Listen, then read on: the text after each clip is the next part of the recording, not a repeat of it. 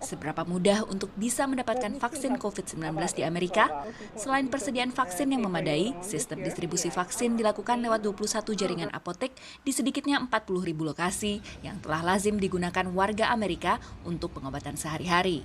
Yeah, so our pharmacists have certification through the American Pharmacists Association and are trained on the storage and handling requirements of the vaccine as well as proper administration technique.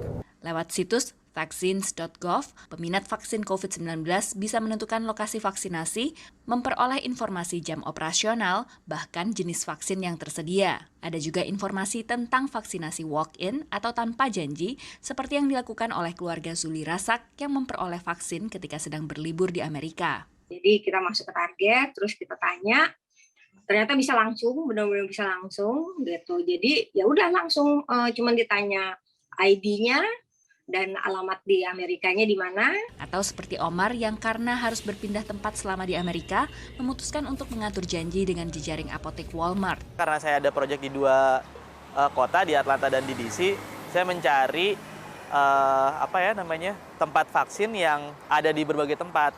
Menurut mereka sangat memungkinkan karena semuanya data-data kita dilakukan secara online gitu. Jadi mereka udah punya database yang sudah merecord itu semua. Jadi ya sangat mudah sih. Omar yang sebelumnya telah menerima vaksin di Indonesia membandingkan sistem vaksinasi kedua negara. Mungkin udah negara maju ya, semuanya terstruktur segala macam, informasinya sudah cukup jelas dari CDC-nya dan satu komando yang saya lihat.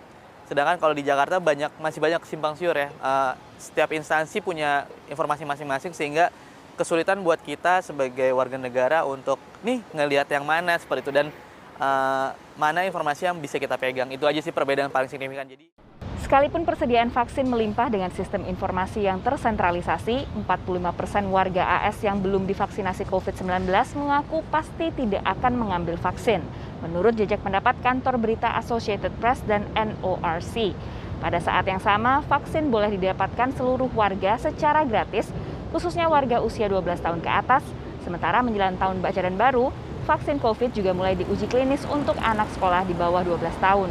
Selain bekerja sama dengan jejaring apotek, Departemen Kesehatan tingkat kabupaten juga aktif membuka tempat vaksinasi pop-up. Right now we actually have about 3 or 4 different sites that we're really actively at every week, and then sometimes we also add on additional pop-up sites. So those are at apartment buildings, at recreation centers, at community events, wherever people are just going to be. We want to make it super convenient for our residents. Diakui petugas kesehatan Kabupaten Alexandria di negara bagian Virginia, tantangan untuk mengajak warga untuk divaksinasi saat ini adalah misinformasi. Our bilingual outreach workers into neighborhoods, particularly into lower income neighborhoods, to actually knock on doors and talk to people directly about, what are their concerns? How can we give people the information and the facts that they need to make an informed decision? Menghadapi peningkatan kasus baru dari varian Delta, sejumlah negara bagian dan badan pemerintah mengharuskan tenaga medis di bawah otoritas mereka untuk divaksinasi. Dari Alexandria, Virginia Gunawan, VOA.